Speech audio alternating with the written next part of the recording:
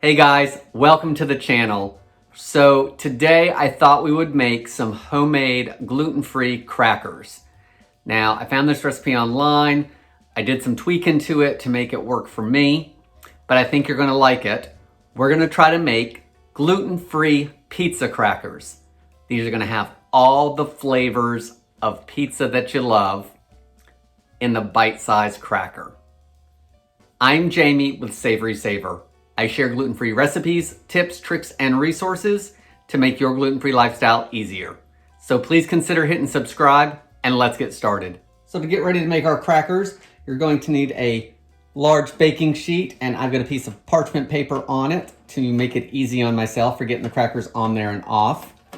I'm also going to be rolling them out, and I'm going to try to roll them out onto this mat and then get them onto the parchment paper. I've got a medium-sized bowl here, and to it, I want to add 1 cup of gluten-free flour.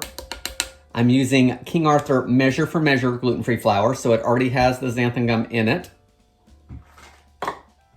Next, we want to add a little bit of sweetness, so I'm going to add just 2 teaspoons of sugar. I don't want them to be sweet crackers.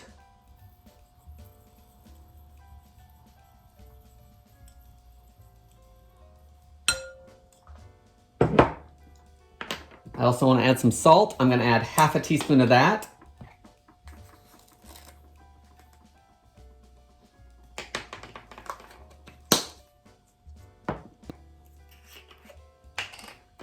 I'm going to add half a teaspoon of garlic powder.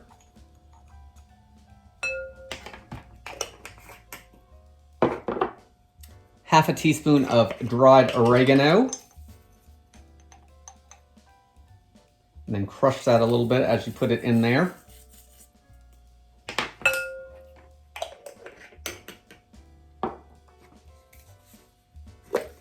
Finally, the last thing I'm going to add to the dry ingredients is half a teaspoon of baking powder. Make sure your baking powder is gluten-free. That's going to give a little bit of rise to the crackers. I'm going to whisk everything together.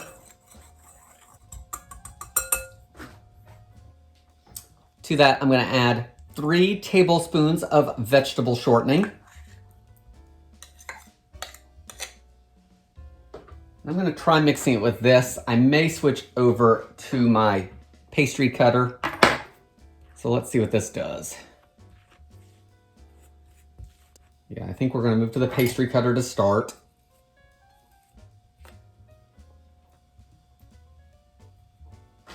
So let's cut that in there.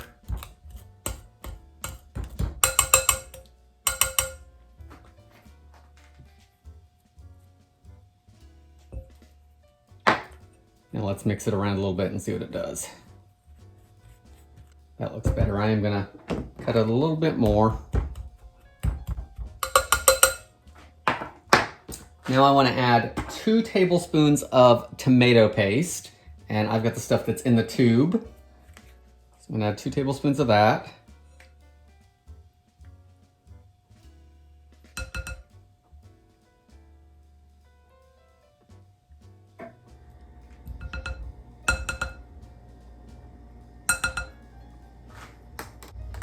And let's mix that all around. So keep mashing it around, and we'll go and see if we can't make this look a pinkish reddish color, and then we'll call that good. Okay, so everything's mixed pretty good. So let's get out the spoon again. In here I have some really hot tap water, and I'm going to start with 2 or 3 tablespoons. We're going to add it in there. So there's 1, 2, let's see what that does. Probably going to need 3 or 4 tablespoons. So let's mix it around, and we'll switch over to our hands if we need to.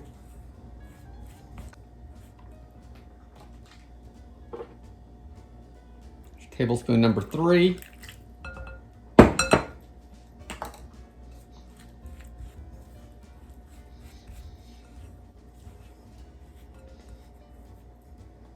Try my hands and see if that makes a difference, or if we need some more water.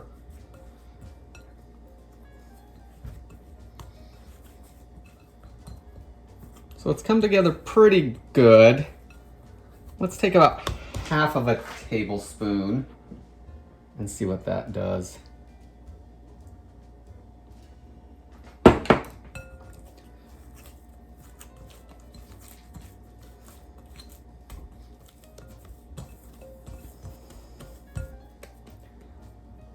Okay, so there's our ball of dough, and I think I'm gonna chill it for a few minutes before I try to roll it out, just because it's a little sticky, and I think chilling it will help get rid of some of that stickiness. So tear off a piece of plastic wrap, and I think we'll get a piece big enough so that we can roll it out as well. And that's the end of the wrap. So we're gonna try to make do with that. So I'm gonna wrap this up.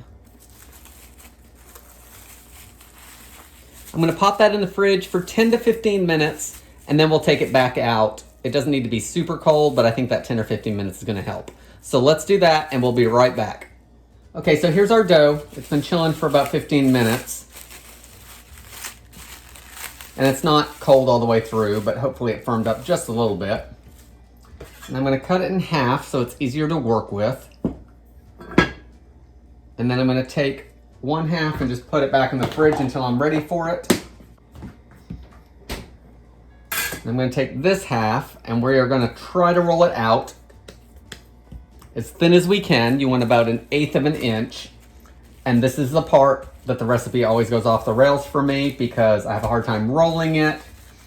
And then I tend to have a harder time even getting it to the baking sheet back here. And I get a little bit better each time. So let's see how this goes.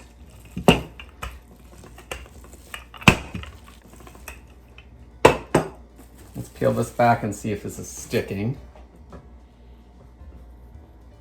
which it is a little bit.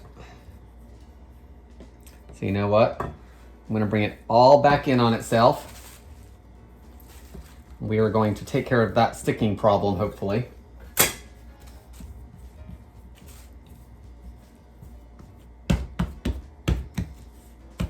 All right, let's leave that there for a second. Let's take some gluten-free flour and let's coat our board with it. You want to go higher than you think so that it covers evenly. Let's start with that. And before we get our hands any dirtier and start getting into the rolling, also turn on your oven to 350 degrees Fahrenheit. All right, we've got that preheating. So let's try this again. We can put a little bit on top probably too if we need to.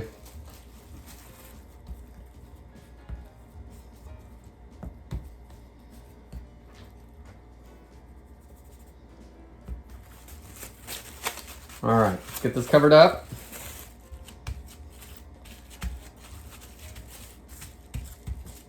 Flatten it out, and then let's start rolling. And the thinner you can get these, the better they're gonna bake up.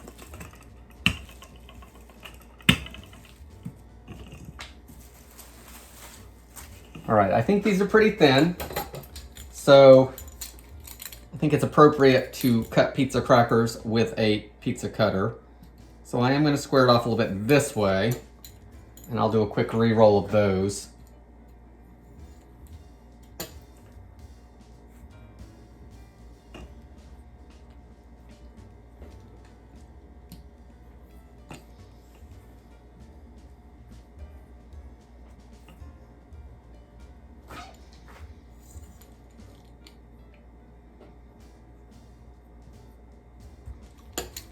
All right, you want your crackers about 1 inch, 1.5 inches.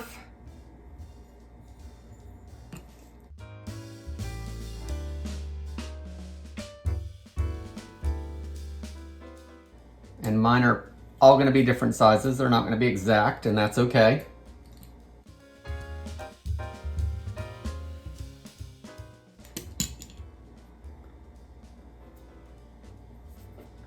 And now let's move these over to our tray. And we'll see how easy they come up. Let's see. That was pretty good. So guys, there's the first few on there. And you want to leave a little bit of room in between each one so they bake. I'm going to finish up this tray and then we'll get them docked with a fork. So before I put them in the oven, I'm going to dust my fork with a little bit of gluten-free flour. And I'm just going to dock each one a couple times just in case it expands. Okay, so everything's been docked. I'm going to put these in the oven for 10 to 15 minutes. If they're not done, I'll cook them a little longer. They should be golden when they're done. And just before these are finished, I will start rolling out the other half of the dough. We'll be back as soon as these are done. So when my first batch finishes up, I just want to show you on the second one as I'm rolling it out. I rolled it out, and then to square it up, I took my bench scrape and put it underneath and just folded it over into more of a rectangle. Then I can go back over it, roll it out thin again to get it all the same thickness, and it's in more of a square. That way there you'll get some more square crackers if that's what you're looking for. The other thing, on the first batch I did not do it, but on this one I'm going to. Once I get all of my crackers transferred over, I'm going to put a little bit of cooking spray over the top of them and then sprinkle them with some coarse salt. Okay guys, so these are all docked. Let's give them a light spritz. We'll see if this makes any kind of difference. Take some kosher salt, sprinkle a little bit across the top.